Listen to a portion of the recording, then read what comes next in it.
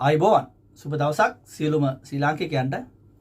අපේ අටම ස්ථානාධිපති කරලා තියෙනවලු බලු වැඩක් නේද? අටම ස්ථානාධිපති පල්ලේගම හේමරතන හිමි වහාම අත්අඩංගුවටගෙන අධිකරණයට ඉදිරිපත් කරන්න, දැරියගේ මවත් අධිකරණයට ඉදිරිපත් කරන්න අධිකරණ නියෝගයක් ලැබිලා තියෙනවා මේ වෙනකොට. අටම ස්ථානාධිපතිගේ වයස දකිනකොට හිතා ගන්න පුළුවන්ද අටම ස්ථානාධිපති ඒ වගේ දෙයක් කරලා ඇති කියලා? හිතා ගන්න පුළුවන්ද? හරි. හිතා ගන්න පුළුවන් කියන කොටාසයකුත් ඇති, බෑ කියන කොටාසයකුත් ඇති. ඔයාලා මෙව්ව මේ වගේ දෙයක් එනකොට අපි දන්නවනේ. ඔයාලා දන්නවා අපි උමන්දාවේ එකට අපි දිකට හරහට ගැහුවේ සාක්ෂි සහිතව හැමදේම තියාගෙන. උන්ගේ හැසිරීම් රටාව බලනකොට අපිට තේරෙනවා. කරන්නේ මොනවද කියලා බලනකොට අපිට තේරෙනවා. උන් කියවන්නේ මොනවද කියලා බලනකොට තේරෙනවා. හැසිරෙන විදිහ බලනකොට අපිට තේරෙනවා. හරි? කොතනකවත් කියලා නෑනේ මට ළමෙක් නෑ කියලා. මට ගෑණියක් හිටියේ නෑ කියලා. ඒව චෝදනා කරනකොට ඒවට උසාවියෙනුත් ඉදිරිපත් වෙන්න බෑ කියලා තියෙන්නේ. DNA පරීක්ෂණයට පව ඉදිරිපත් වෙන්න බෑ කියනකොට ඒව හිතෙනවනේ නේද? එතකොට අපි ඒවට ගැහුවා. හරිද? සාසනයට නෙවෙයි ගැහුවේ, ඒ චීවරධාරියාට ගැහුවේ. ඊට පස්සේ ඉන්නවර මිහින්තලේ වනචාරියෙක් ඉන්නවා. ওই වනචාරියාගේ කතා දිහා බලනකොට ඒක කතා කරන හැටි දකිනකොට අපිට උගෙන් පේන්නේ නැහැ ඌ ඇවිල්ලා බුද්ධ පුත්‍රයෙක් කියලා. ඌ තනිකර වනචාරියෙක්. අපි ඌට ගැහුවා. හරිද? තව සෙට් එකක් ඉන්නවා රාජපක්ෂ නිකාය මහන වෙච්ච උන්. උන්ටත් අපි ගහනවා. හරිද? අපි විතර නෙවෙයි මේ රටට ආදරය කරන, බුද්ධ ශාසනයට ආදරය කරන, ඒක රැක ගන්න ඕන කියලා හිතන හැමෝම උන්ව විවේචනය කරනවා. එතකොට මේ අටම ස්ථානාධිපතිට මේ වෙලා තියෙන චෝදනාව මේකේ මුල මොකද්ද? කොතනද? කවුද දැක්කේ? දැන් මේක ඇවිල්ලා මිට 2023 වෙච්ච සිද්ධියක්නේ. දැන් අර ගම්පහ පැත්තේ හිටපු දිහා ඉඳන් එක වහන්තරාවක් එක ගණිකාවියක් අත්අඩංගුවට අරගෙන තියෙනවා. ගණිකාවියක් කියලා තමයි කියන්න ඕන. බාල වයස්කාර වුණත් ගණිකාවියක් කියලා තමයි කියන්න ඕන. හරිද? මොකද හේතුව බලෙන් දූෂණය කරන්න කවුරුත් බෑ. දරුවෙක් දූෂණය කරන්න පුළුවන් ඕනනම් එක් වතාවක්. එක් වතාවක් දෙවතාවක් හිර කරගෙන එක පුද්ගලයෙකුට පුළුවන් කරන්න. හරිද? එතනින් එහාටත් තමුන්ගේ කැමැත්තෙන් යනවා නම් වෙලඳාමක් වෙනවා නම් ඒකි ගණිකාවියක්මයි. ඒකි ගණිකාවියක්මයි. හරිද? ඒකේ දෙකක් නැහැ. හරි? මොකා වුණත් ලදරුවෙකුට වුණත් ලදරුවන්ට කරන්නේ නැහැ නෝක. හරිද? අවුරුදු 13 15 පැන්නා කියන්නේ සාමාන්‍ය මොලේ ටිකක් තියෙනවනේ. ඒ අතරත වෙනකොට මොලේ කියන එක තියෙනවා ටිකක් හරි. මේ කරන්නේ කැමැත්තෙන්ද, මේ කරන්නේ අකමැත්තෙන්ද, මේක බලහත්කාරකමක්ද කියලා ඒක තේරුම් ගන්න පුළුවන්. හරි? එතකොට දැන් මේක වෙලා තියෙන්නේ දැන් ওই නිට්ටඹුදියා ඉඳන් එක බුදියලා ඒ හැමනි ඉන්නකොට පොලිසියට අත්අඩංගුවටපත් වෙලා තියෙනවා. ඊට පස්සේ තමයි මේ වැල දිගෑරලා තියෙන්නේ මට මාව මේ විදිහට කරේ මට මෙයා විතරක් නෙවෙයි මෙහෙම කියලා එන ලයිස්තුවක් එළියට දාලා තියෙන්නේ. ඕකේ මුල ඔතනනේ. ඕකේ මුල ඔතන. නමුත් මුල හොයාගෙන යනකොට දැන් මෙව්වගේ පිටිපස්සේ ඉන්නේ කවුද කින්ද මන්ද කියලා හොයලා බලනකොට ඊටාත්ම පැහැදිලි මේකි ගණිකාවියක් කියන එක. මේකි ගණිකාවියක් කියන්න 아무තු උදාහරණ අවශ්‍යතාවයක් නැහැ. එතකොට මේ ගණිකාවියක් අල්ලගෙන බුද්ධ ශාසනයේ මුදුන් මල් කඩට ගහන්නේ මේ ගණිකාවියක් අල්ලගෙන. හරිද? දැන් ගණිකාවියක් අල්ලගෙන බුද්ධ ශාසනයට ගහන්නේ අද කීයක නෙවෙයිනේ. චින්චි මානවිකාවෝ එදා බුදුහාමුදුරුගේ කාලෙත් ඉඳලා තියෙනවා. ඒ නිසා මේක අලුත් දෙයක් නෙවෙයි. මේක අලුත් දෙයක් නෙවෙයි. බුද්ධ ශාසනයට ගහන්න ඕන වෙනකොට අල්ලගන්න ගහන්න තියෙන එකම තැන තමයි යෝග. බුදුහාමුදුරුවෝ වුණත් ගිහිගේ යත්තරලා ගියේ ඔය සියල්ල විඳලානේ. ඒකේ සැපද දුකද ඔක්කොම දැකලා තමයි ගියේ. එතකොට ආයෙ නැවත ඒකට හැරිලා ඉන්න හිතෙන්නේ නැහැ. ඇයි ඒකේ සැපක් දන්නවා දුකක් දන්නවා ඔක්කොම දන්නවා. හරි? මේක නෙවෙයිනේ අපේ රටේ සිද්ධ වෙන්නේ. අම්මලාට හදාගන්න බැරි නම්, අම්මලාට වියදම් කරන්න බැරි නම්, දෙමව්පියෝ දෙන්නම නැත්තම් අන්න ගිහිල්ලා දෙනවා. හරියට මේ පන්සල කියන්නේ අනාථ මඩමක්. හරි? පන්සල කියන්නේ අනාථ මඩමක්. අනාථ වෙච්ච ළමයි බාර ගන්න අනාථ මඩමක්. එහෙම කියලා හිතාගෙන තමයි ගිහින් දාන්නේ. පන්සල කියන්නේ අනාථ මඩමක් නෙවෙයි. පන්සල කියලා කියන්නේ බුදුරජාණන් වහන්සේගේ ධර්මය ප්‍රගුණ කරන බෙදා හරින ස්ථානයක්. එතකොට එතෙන්ට යන්න ඕන කොහොම මිනිස්සුද? ඒක ඉගෙන ගන්න ඕන කොහොම මිනිස්සුද? එහෙම නැත්තම් පන්සලට ගිහිල්ලා ඉගෙන ගන්නකන් තියලා ඒ දරුවන්ගේ කැමැත්ත මත යම්කිසි බුද්ධි මට්ටමකට ආවට පස්සේ කමන්නේ අන්න මහාන කෙරුවට. මේක නෑ ගිහිල්ලා මාන කරනවා සිවුරු කරනවා සමහර ස්වාමින් වහන්සේලාගෙන් අතවරයට ලක් වෙනවා. සමහර ස්වාමින් වහන්සේලා වෙනවා කියලා. ඒ වගේ දේවලුත් අනන්ත උසාවි වලද පොලිසි වලද අතන මෙතන හැමතැනම තිබුණානේ. රංජන රාමනායකත් ඒ දවස්වල එළියට දාලා තිබුණේ. අවසානයේ වෙන්නේ මොකද්ද? බුද්ධ ශාසනයට පහර වදින එක සහ ඊට පස්සේ ඒකට ගැහුවා කියලා ජාතිවාදයක් ආගම්වාදයක් ඇති වෙන එක. හරිද? ඒ වගේත් එල්ලෙන්න කට්ටිය බලාගෙන ඉන්නේ. අන්න ඒ එල්ලෙන කොට්ටාසයකගේ නිර්මාණයක් තමයි මේක. අටම ස්ථානාධිපතිට මේ කරලා තියෙන එකත් ඒ නිර්මාණයක් තමයි. මොකද මේ ආණ්ඩුව බලයට එනකොට ඒ වෙනුවෙන් වෙනම මෙයාලා හැදුවා ප්‍රොජෙක්ට් එකක් විපක්ෂයේ උන්. කාලකන්ණි රාජපක්ෂ කල්ලිය හැදුවේ. ඒ රාජපක්ෂ නිකායේ උන් හැදුවේ. රාජපක්ෂ නිකායේ උන් හැදුවා මේ ආණ්ඩුව බලයට ආවොත් වෙන්නේ මොකද? බුද්ධ ශාසනය විනාශ වෙනවා. බුද්ධ ශාසනය විනාශ වෙනවා, නැති කරනවා, පෙරහැර නැති කරනවා, පොයේ ටික නැති කරනවා, දන්සල් නැති කරනවා. අරක මේක කියන්න තියෙන හැම දෙයක්ම ගැහුවා බෞද්ධයන්ගේ ඡන්ද ටික ගන්න. බෞද්ධයන්ගේ ඡන්ද ටික ගන්න. මුලේ තියෙන බෞද්ධයා, මුලේ තියෙන සිංහලයා ඒක තේරුම් ගත්තා. මුන් හැමදාම පාවිච්චි කරන්නේ සිවුරයි ආගමයි තමයි මුන් හැමදාම බලයට එන්න පාවිච්චි කරන්න කියලා. ඒක අපි හැමදාම කිව්වා. ඉතින් ඒක තේරුම් ගත්ත මිනිස්සු ඡන්දේ දීලා බලයටපත් වුණා. දැන් මුන්ට පෙන්වන්න ඕන මොකද්ද? ඔන්න අපි කිව්වා දැන් බලාගනියව මුන් බුද්ධ ශාසනය විනාශ කරනවා. විනාශ කරනවා කියලා තමයි දැන් මුන් මේ ගහන්නේ ගේම් එක. නැත්තම් දැන් බලන්න මේක වෙලා තියෙන්නේ මීට අවුරුදු ගානකට කලින් නම් මේ ළමයාගේ අම්මා විහින්නම් ඒ ළමයා ගිහිල්ලා දුන්නා කියලා පැමිණිල්ල දාලා තියෙන්නේ. දැන් ඒ ගෑණි නේද අත්තඩංගුවට ගන්න ඕන. ඒ ගෑණි අත්තඩංගුවට ගන්න ඕනේ නැද්ද? මේ වගේ දෙයක් දැනගෙන ඇයි උඹ ගිහිල්ලා දුන්නේ කියලා ගන්න පුළුවන්. ඇයි උඹ ළමයා වික්කේ කියලා ගන්න පුළුවන්. ඇයි ගණකා වෘත්තියට ළමයා බලෙන් දුන්නේ කියලා ගන්න පුළුවන්. ගන්න ඕනේ ඒකනේ අත්තඩංගුවට.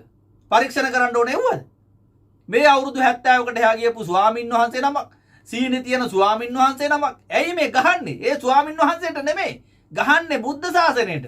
බලනවා මේ ආණ්ඩුව මොකද්ද කරන්න කියලා. අත තියනවද? මේ ආණ්ඩුව කාලේ තමයි උනේ. මේකෙන් තමයි ගේම ගහන්න පුළුවන් කියලා හොයලා බලනවා. ඒක තමයි මේ කරන්නේ. වෙන මොකවත් නෙමෙයි මේ කරන්නේ. මෙව්වගේ පිටිපස්සේ ඉන්නේ කවුද කියලා හොඳට හොයලා බලන්නකෝ.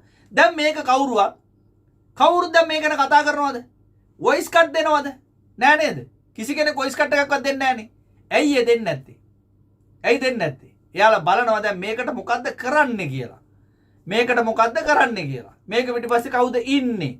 හරි? එහෙම කියලා තමයි මේ බලන්නේ. හරිද? දැන් එක එක නෑදෑකම් පවා ගේනවා. නෑදෑකම් හිටන් ගේනවනේ. දැන් මම දැක්ක එක පුද්ගලෙක් ලියලා තියෙනවා රවි සෙනවිරත්නගේ නෑදෑයෙක්ලු ඔය ඉන්න අටම ස්ථානාධිපති.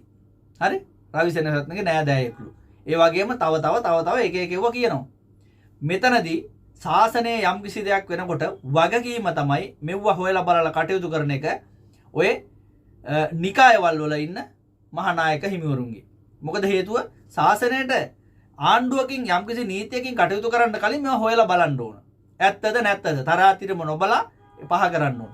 තව කට්ටියක් කියනවා මෙතෙන්ද මේ කවුරු හරි මේ එන්න බලාගෙන වැඩේ කරන්න කියලා. මොකවත් නෙමෙයි මේ කරන්නේ. ඊට පස්සේ මේ කරන්න හදන්නේ වෙන මොකවත් නෙමෙයි. එතෙන්ද ගහපුවාම අත්තඩංගුට ගත්තාම ශාසනයට ඇත්තටම ඉතින් අටම ස්ථානාධිපති කිව්වම ලොකු තනතුරක්. ඔය හැම ඉන්න දේශපාලකයව පක්ෂ විපක්ෂ ભેදකින් තොරව උන්නාසෙත් එක්ක ගිහිල්ලා සීමා බෝධියට ඔය නළල තියලා එන තැනක්. හරි? එතකොට එහෙම වුණාම ශාසනයට එක වදිනවා. බුද්ධ දර්ශනයට එක වදිනවා. ඒකයි අපි කියන්නේ. දැන් මෙතන තියෙන්නේ තනිකර මේ දේශපාලනය මොකද්ද කියලා. දේශපාලනයයි මෙතන විසඳන්න ඕන.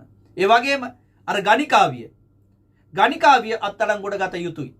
තේරුණාද? ගණිකාවිය අත්අඩංගුවට ගත යුතුයි. ඒ බාල වයස්කාරද අල වයස මේ වයස ඒවා මොනවා වුණත් ඇයි අවුරුදු 18ට අඩු නම් ඒක බාල වයස් නේ. 18ට අඩු වුන් හැම නිලා ළමයිත් හදලා ඉන්න ඕන තරම් ඉන්නේ. නැද්ද? ඉන්නවනේ. හරි? එතකොට උනුත් ළමයිද? බාල වයස්ද? ඔන්න ඔව්ව තමයි තියෙන ප්‍රධාන වැරදි. ඔව්ව තමයි ඇත්තටම හදන්න ඕන වැරදි. හරි? අපි කියන්නේ මේ 18ට අඩු වුන් කසාද බඳින්න එපා කියන එකත් නෙවෙයි. හරිද? බැද පල්ලා කියන එකත් නෙවෙයි. ඒව තමයි වැරදි. එතනින් අඩු එකෙක් මොකෙක් හරි වරදක් කරනවා නම් උන් ළමයි. හරිද? උන් බාල වයස්. උන් කියන හැමදේම අපි පිළිගන්න ඕන. උන් කියන හැමදේම නීතිය පිළිගන්න ඕන. උන් ඇවිල්ලා අනේ පව් කියන යටතේ ඉන්නේ නේ. දැන් ඒකේ ඇවිල්ලා ඕනම මගුලක් කිව්වොත් එහෙම මුදල් දීලා හරි මොන මගුලක් හරි කිව්වොත් අනික් උන් බලාගෙන යන්න ඕන යටත් වෙන්නේ නීතියට. අනික් උන් බලාගෙන ඉන්න ඕන හිරේ යන්න. නේද? උන් මොනවා හරි කියපුවාම නෑ එහෙම විය යුතු නෑ. ඒකයි කියන්නේ අපේ නීතියේ යම් තැන්වල හිල් තියනවා කියලා. ඔව්ව හදන්න ඕන. ඔව්ව සංශෝධනය කරන්න ඕන. මොකද මෙතන පැහැදිලිවම අපයෝජනයට ලක්ුණා කියන වචනවත් මෙතෙන්ට ගාවන්න හොඳ නැහැ. වචනවත් මෙතෙන්ට ගාවන්න හොඳ නැහැ. ඇයි ගාවන්න හොඳ නැත්තේ කියන්නේ? මේක මේ පළවෙනි එකද? දැන් මේකේ මෙච්චර කියනවා නම් මේ තත්වයට මම පත් වෙලා තියෙනවා මෙච්චර ප්‍රමාණයක් කරලා තියෙනවා කියලා. ඒකේ තව ස්වාමීන් වහන්සේලා මෙච්චරක් ඉන්නවා කියලා. හරිද? එතකොට මේක සංවිධානාත්මකව වෙච්ච වැඩක්. සංවිධානාත්මකව වෙච්ච වැඩක්. කවදාවත් කාන්තාවක් ගිහිල්ලා මේ හාමුදුරුවෝ මට රෙද්ද උස්සනවා දෙකපාරටම. ඒක සංවිධානාත්මකව සිද්ධ වෙන වැඩක්. කවදාවත් එහෙම සිද්ධ වෙන්නේ නැහැ නැත්තම්. හරි? දැන් මම දන්න පන්සලක අවුරුදු 20 ගාණක් හාමුදුරුවන්ට වයස දරුවෝ 4 දෙනෙක් ඉන්න ගෑණියෙක් එක්ක සිවුරarලා ගිහලා තියෙනවා. අම්මලා දුක් විඳලා අම්මලා පිට රටවල් වල ඉඳගෙන උන්ට ඉගෙන ගන්න කැම්පස් යන්න මුදල් වියදම් කරනවා. ඌ ඇවිල්ලා සිවුරarලා අන්න ගිහිල්ලා මේ ගෑණියක් එක්ක. දරුවෝ 4 දෙනෙක් එක්ක ඉන්න ගෑණියක් එක්ක. පොඩ්ඩක් හිතන්නකෝ එතකොට. හරිද? ඇයි එතකොට? එතකොට ඒක උගේ වරදක්ද? ශාසනයේ වරදක්ද? දැන් ඒක ශාසනයටද බයින්න ඕනේ. ඒක උගේ තියෙන පඩත්තලකම. වෙන මොකවත් නෙවෙයි උගේ තියෙන පඩත්තලකම. හරිද? උගේ තියෙන වේසකම. ඒ ගෑණිකෙත් එහෙමයි. ඒ ගෑණිටත් මිනිහලා ඉද්දි මේ වගේ සිවුරක් තියෙන මේ පොඩි දරුවෙක් වගේ කෙනෙක් එක්ක දරුවෙක් යනවා මේ පොඩි ස්වාමීන් වහන්සේ නමක්ගේ සිවුර ගලවලා ගෙනියන්න තරම් වේසකම ඉහළ ගහලා තියෙන. වෙන මොකවත් නෙවෙයි. හරිද? රත්නපුර පැත්තේ ඉන්න මිනිස්සු ඕන තරම් ඒවා දන්නවා ඇති. හරි? එතකොට යම්කිසි සිද්ධියක් තියෙනවා නම් ඒ අදාළ කාරණාව පිටිපස්සේ සැඟවුණු අදහස් සැඟවුණු තැන් ඕන තරම් තියෙනවා. අන්න ඒව මතු කරලා ගන්න. මෙතන තනි කර මේ 18ට අඩුයි කියලා මෙයා දරුවෙක් මෙයා බාලවාස්කාරයි කියලා ඒක අනුකම්පා සහගතව බලන්න එපා. මේක එක කේස් එකක් නම් එහෙම බැලුවට කමක් නැහැ. හරි? එක තැනක් නම් එක කේස් එකක්. මේ තරම් දවසක් විකිනිලා තියෙන්නේ තමුන්ගේ සුව කැමැත්තෙන්. හරි? විකුණලා නෙමෙයි විකිනිලා. හරි? එතකොට ස්වාමින් වහන්සේට එහෙම කරන්න පුළුවන්ද කින්ද මන්ද කියලා එහෙම හරියටම බලන්න ඕන නම් DNA කරන්න තිබ්බා එතකොටම. හරි? ඒ දවස්වලම කරන්න තිබ්බා. දැන් ඔන්න යකෝ තව කාට හරි ඔය වගේ ගිහිල්ලා පැමිණිල්ලක් දැම්මොත් එහෙම.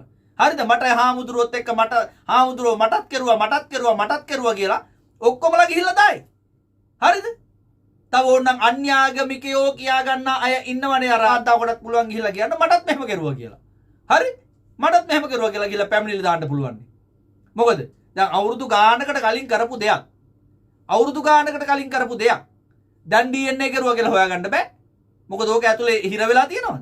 පස්සේ ගන්න කියලා. ඒ නිසා මෙව්වට හරියටම ගන්න පුළුවන්.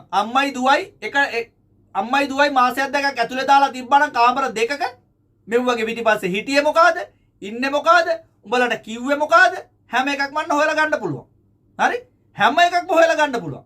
දැන් අර කපිල චන්දසේනට අත්අඩංගුවට ගත්තට පස්සේ කපිල චන්දසේනට අප දෙන්න ආපු වුණත් දැන් අත්අඩංගුවට ගත්තට පස්සේ කියන්නේ මට රුපියල් 15000 ගානේ දුන්න නිසා තමයි අපි මේ ආවේ කියලා. අන්න ඒ වගේ මෙයාලගෙත් වගතුක ඔක්කොම හොයන්න පුළුවන්. හැබැයි ඉතින් නීතිය වැලමයිට් නීතිය නැතුව හරිද? නීතියක් විදිහට කොන්ද කෙලින් තියාගෙන නීතිය හරියට ක්‍රියාත්මක කරුවොත් ඔව හොයා ගන්නවා කියන එක හැට දෙයක් නෙවෙයි. ඒ නිසා අපේ බෞද්ධයන්ගෙන් ඒ වගේම අබෞද්ධයන්ගෙනුත් අපි ඉල්ලන්නේ ඒක. හරිද? මම දැක්ක තව එක අර වසලියෙක් සක්කිලියෙක් කියලා තියෙන කතාවක් මේ වෙසක් මාසේ කියලා කියන්නේ. වේසාකමේ යන මාසයක්ලු. ඉතින් එහෙමනම් මේව හොඳට බලලා ඔයාලා තීරණය කරන්න. මේ වගේ ඇත්ත පිටිපස්සේ තියෙන්නේ දේශපාලනය. නැවත බලයට මේ දේශපාලනය මේක ඇතුලේ තියෙන්නේ නැහැ. හරිද? පොදු විපක්ෂයේ කුමන්ත්‍රණ මෙව්වා. පොදු විපක්ෂයේ. හරි? කුමන්ත්‍රණ මේක පිටිපස්සේ තියෙන්නේ. ඒවා ඉදිරියට හෙළි වෙයි. ඇත්ත හෙළි වෙයි. හරි? පරීක්ෂණ කරගෙන යනවා. ඒවට කවුරුත් අත දාන්නේ නැහනේ. ඒවා ඉදිරියට වෙයි.